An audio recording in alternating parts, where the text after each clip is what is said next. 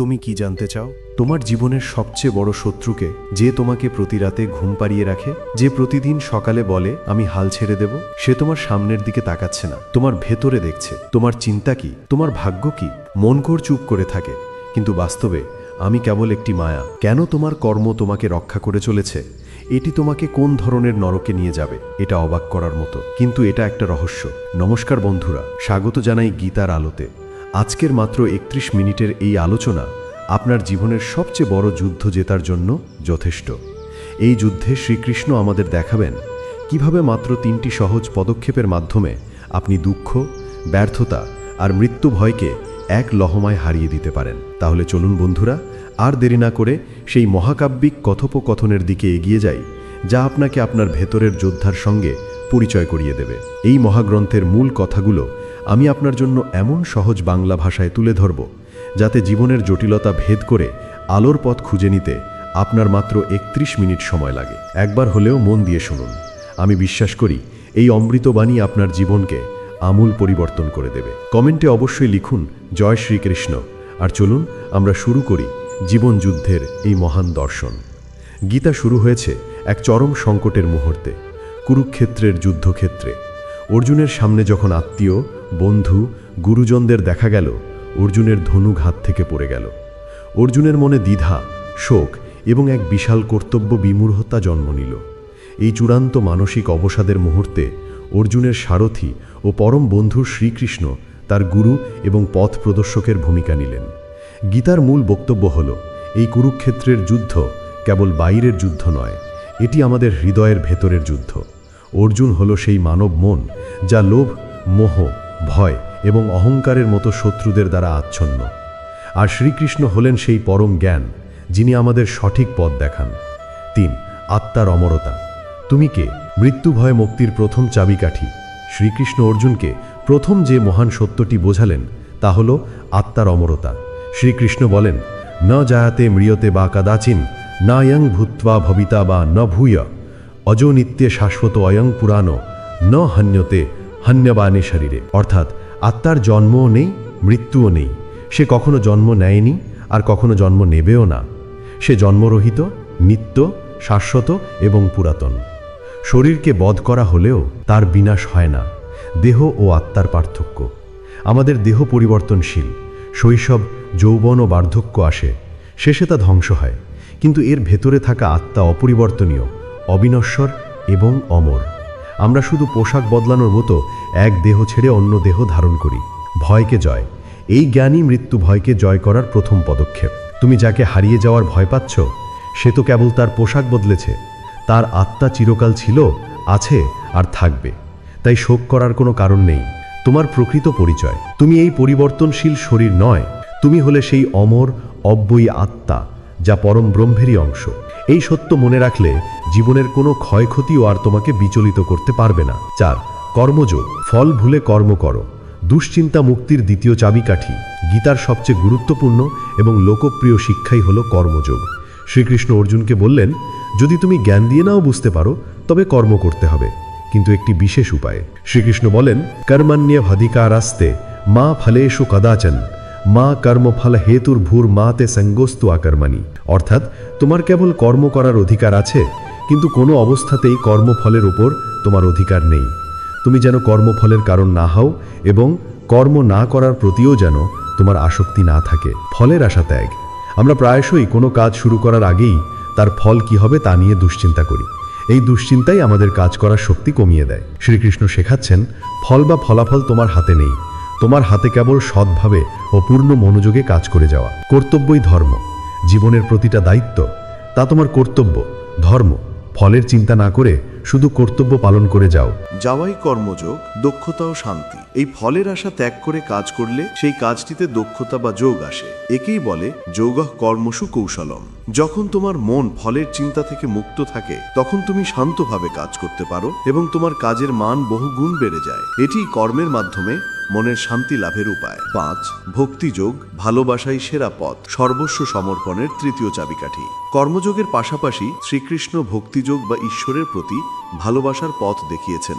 ভক্তিযোগ হলো সবথেকে সরল ও সহজ পথ, যা সাধারণ মানুষের জন্য মুক্তির পথ খুলে দেয়। শ্রীকৃষ্ণ বলেন, মন্মনা ভব মদ্ভক্ত মদ্যাজি মাং নমস্কুরু মামে বৈশ্যসী সত্যান্তে প্রতি জানে প্রিয়সীমে। অর্থাৎ তুমি আমাতে মন দাও, আমার ভক্ত হও, আমার পূজা করো এবং আমাকে প্রণাম করো, তাহলেই তুমি আমাকে লাভ করবে। আমি সত্য বলছি, কারণ তুমি আমার প্রিয়। মনের সংযোগ। ভক্তিযোগ মানে শুধু মন্দিরে যাওয়া বা মন্ত্র পাঠ করা নয়। এর অর্থ হলো প্রেম ও বিশ্বাসের সাথে পরম সত্তার সাথে যুক্ত থাকা, নিজের মনকে সবসময় ভগবানের চিন্তায় ও ভালোবাসায় পূর্ণ করে রাখা, সর্বস্ব সমর্পণ। তোমার সমস্ত কর্ম, তোমার চিন্তা, তোমার সফলতা ব্যর্থতা সবকিছুই তাকে সমর্পণ করে দাও। যখন তুমি নিজেকে সম্পূর্ণভাবে সমর্পণ করো, তখন সমস্ত দুশ্চিন্তা ও অহংকার দূর হয়ে যায়। সহজ সম্পর্ক। ঈশ্বরকে বন্ধু, পিতা, মাতা বা প্রেমিকা যে কোনো রূপে ভালোবাসা যায়। এটি কোনো কঠিন প্রক্রিয়া নয়, বরং হৃদয়ের গভীর থেকে আসা এক সহজ সম্পর্ক। এই প্রেমই মানুষকে সব বন্ধন থেকে মুক্ত করে। 6. জ্ঞানযোগ। আসল জ্ঞান কি? কর্ম ও ভক্তির পথের পাশাপাশি শ্রীকৃষ্ণ জ্ঞানযোগের কথাও বলেছেন। জ্ঞানযোগ হলো সেই পথ যেখানে মানুষ সঠিক বিচার ও বিবেকের মাধ্যমে সত্যকে উপলব্ধি করে। শ্রীকৃষ্ণ বলেন, শ্রদ্ধাবান লভতে জ্ঞানাং তৎপরা সংযতেন্দ্রিয় জ্ঞানাং লব্ধা পারাং শান্তিম অচিরেনাধগচ্ছতি। অর্থাৎ যিনি শ্রদ্ধাশীল, তৎপর এবং সংযত ইন্দ্রিয়, তিনিই জ্ঞান লাভ করেন। জ্ঞান লাভ করে তিনি অল্পকালের মধ্যেই পরম শান্তি লাভ করেন। সত্য ও মিথ্যার বিচার। জ্ঞানযোগ শেখায় কি সত্য আর কি মিথ্যা, কি শাশ্বত আর কি ক্ষণস্থায়ী, তার বিচার করা। এটিই হলো বিবেক। অহংকার ত্যাগ। জ্ঞানের সবচেয়ে বড় বাধা হলো অহংকার। যখন কেউ ভাবে আমিই সব জানি, তখন তার শেখার পথ বন্ধ হয়ে যায়। প্রকৃত জ্ঞানীর লক্ষণ হলো নম্রতা এবং সর্বদা শেখার আগ্রহ। 7. ত্রিগুণ ও প্রকৃতি। তোমাকে কি চালিত করে? শ্রীকৃষ্ণ এই জগতের সমস্ত সৃষ্টি ও মানব প্রকৃতিকে 3টি গুণের দ্বারা পরিচালিত বলে ব্যাখ্যা করেছেন। 1. সত্যগুণ অর্থাৎ গুডনেস। এটি শুদ্ধতা, শান্তি, জ্ঞান ও আনন্দের প্রতীক। 2. রজগুণ অর্থাৎ প্যাশন। এটি কর্ম, আসক্তি, কামনা ও অস্থিরতার প্রতীক। 3. তমগুণ অর্থাৎ ইগনোরেন্স অর ডার্কনেস। এটি আলস্য, অজ্ঞানতা, ঘুম ও বিষাদের প্রতীক। গুরুত্বপূর্ণ শিক্ষা। আমাদের মন ও প্রকৃতি এই 3টি গুণের মিশ্রণ, কিন্তু একজন জ্ঞানী ব্যক্তি এই গুণগুলোর দ্বারা চালিত না হয়ে সাক্ষীর মতো এদের পরিবর্তনকে দেখেন এবং সত্যগুণের মাধ্যমে বাকি দুটিকে নিয়ন্ত্রণ করার চেষ্টা করেন। 8. স্থিতপ্রজ্ঞের লক্ষণ। আদর্শ মানুষ কেমন? গীতার 2য় অধ্যায়ে শ্রীকৃষ্ণ সেই মানুষের বর্ণনা দিয়েছেন যিনি স্থিতপ্রজ্ঞ, অর্থাৎ যার বুদ্ধি স্থির, যিনি জীবনের সমস্ত দ্বন্দ্বে অবিচলিত। এই স্থিতপ্রজ্ঞ হওয়াই আমাদের জীবনের লক্ষ্য। মনের স্থিরতা। স্থিতপ্রজ্ঞ ব্যক্তি সুখে বা দুঃখে, লাভে বা ক্ষতিতে, মানে বা অপমানে কখনোই বিচলিত হন না। তার মন সর্বদা স্থির ও শান্ত থাকে। ইন্দ্রিয় নিয়ন্ত্রণ। তিনি তার ইন্দ্রিয়গুলোকে সম্পূর্ণভাবে নিয়ন্ত্রণ করতে পারেন। যেমন কচ্ছপ তার অঙ্গগুলোকে খোলসের ভেতর টেনে নেয়, তেমনি স্থিতপ্রজ্ঞ ব্যক্তি তার মনকে বাইরের ভোগ্য বস্তু থেকে ফিরিয়ে নেন। কামনা মুক্ত। তিনি সমস্ত প্রকার কামনা বাসনা ত্যাগ করেন। কামনা থেকে ক্রোধের জন্ম হয়, তাই কামনাহীন হওয়াই স্থিতপ্রজ্ঞ হওয়ার চাবিকাঠি। 9. শ্রীকৃষ্ণের বিশ্বরূপ দর্শন। সবকিছুর উৎস তিনি। অর্জুনের মনে যখন সংশয় ছিল শ্রীকৃষ্ণ কেবল একজন মানুষ নাকি আরো কিছু, তখন শ্রীকৃষ্ণ তাকে তার বিশ্বরূপ প্রদর্শন করলেন। এটি ছিল একটি বিশাল ও মহৎ মুহূর্ত যা অর্জুনের সমস্ত সন্দেহ দূর করে দিল। বিশ্বরূপ হলো সেই দৃশ্য যেখানে অর্জুন দেখলেন যে সমগ্র ব্রহ্মাণ্ড, সমস্ত দেবদেবী, গ্রহ নক্ষত্র, অতীত, বর্তমান ও ভবিষ্যৎ সবকিছুই শ্রীকৃষ্ণের মধ্যেই বিদ্যমান। বিশ্বরূপের শিক্ষা। এর দ্বারা শ্রীকৃষ্ণ বোঝালেন যে তিনি কেবল একজন ব্যক্তি নন, বরং এই বিশ্বজগতের পরম উৎস, ধারক ও সংহারক। এই বিশ্বাস মানুষকে বিনয়ী ও সম্পূর্ণভাবে ভগবানের ওপর নির্ভরশীল হতে শেখায়। জীবনের কঠিন শিক্ষা শোক নয়, পথ চলা। ক.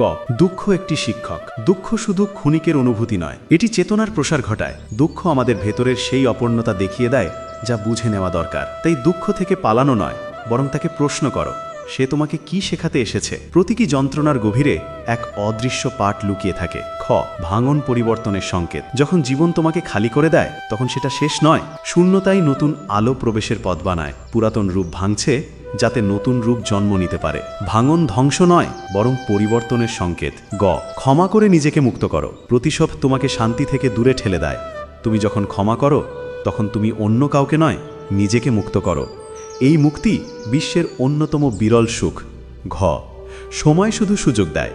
মানুষ বলে সময় সব ঠিক করে দেয়, কিন্তু সত্য হলো সময় শুধু সুযোগ দেয়। ঠিক করো তুমি নিজেই। তার দেওয়া সুযোগগুলোর ব্যবহার করতে পারলে তবেই জীবন বদলায়। ইঙ. অন্যের সীমানায় নিজেকে আটকে দিও না। নিজেকে কখনো অন্যের ভাবনার সীমাবদ্ধ খাঁচায় আটকে দিও না। নিজের মনকে স্বাধীন রাখো। অন্যের দৃষ্টিভঙ্গির চেয়ে তোমার আত্মার পথ অনেক বেশি মূল্যবান। নিজেকে গ্রহণ করতে পারাই জীবনের সবচেয়ে বড় বিজয়। অতীতকে শক্তি দিও না। তোমার অতীতকে কখনো এমন শক্তি দিও না যে সে তোমার বর্তমানকে গ্রাস করে ফেলে। অতীত শুধুই স্মৃতি, সত্য নয়। একটি গল্প মাত্র। তুমি চাইলে সেই গল্প বদলাতে পারো, নূতন অধ্যায় লিখতে পারো। লক্ষ্য স্থির করো, বড় হও। তোমার লক্ষ্য যদি ক্ষুদ্র হয়, তুমি নিজেও ক্ষুদ্র হয়ে যাবে। তাই বড় ভাবো, বড় হও, বড় অর্জন করো। নীরবতাই প্রজ্ঞা। অনেক সময় তোমার নীরবতাই তোমার প্রজ্ঞার পরিচয়। নিজের চিন্তাকে কখনোই ভিড়ের অনুমোদনের উপর দাঁড় করিও না। অহংকার নয়, বিনয়। সাফল্যের চূড়ায় পৌঁছালে কখনোই অহংকারকে হৃদয় প্রবেশ করতে দিও না। উচ্চতায় সেই মানুষই দৃঢ় থাকে যার শিকড় নম্রতার মাটিতে গাঁথা। ক্রোধকে জয় করো, শান্তিকে নিজের অভ্যাস করো।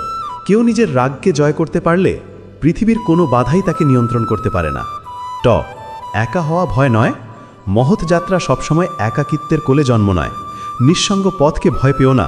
এই পথই তোমাকে বিরল ও অসাধারণ করে তোলে। নিজের প্রতি যত্ন নাও। নিজের শক্তিকে পূর্ণ রাখা তোমার দায়িত্ব। নিজের প্রতি যত্ন নেওয়া স্বার্থ নয়, বরং সেই কর্তব্য যার বিনা তুমি পৃথিবীকে কিছুই দিতে পারবে না। 11 মোক্ষ বা মুক্তি, পরম লক্ষ্য। কর্মযোগ, ভক্তিযোগ ও জ্ঞানযোগের চূড়ান্ত ফল হল মোক্ষ বা মুক্তি। মোক্ষ মানে জীবন মৃত্যুর চক্র থেকে চিরতরে মুক্তি লাভ করে পরম শান্তিতে বিলীন হওয়া। মুক্তি লাভের মূল চাবিকাঠি হল আসক্তি ত্যাগ। আসক্তি আমাদের বন্ধনে ফেলে। গীতার শেষ উপদেশগুলোর মধ্যে একটি হল সর্বধর্ম পরিত্যাগ করে কেবলমাত্র শ্রীকৃষ্ণের শরণাগত হওয়া। শ্রীকৃষ্ণ বলেন, সর্বধর্মান পরিত্যাজ্য মাম একং শরণং ব্রজ, অহংত্বাং সর্বপাপেভ্য মোক্ষ ইষ্যামি মা শুচ।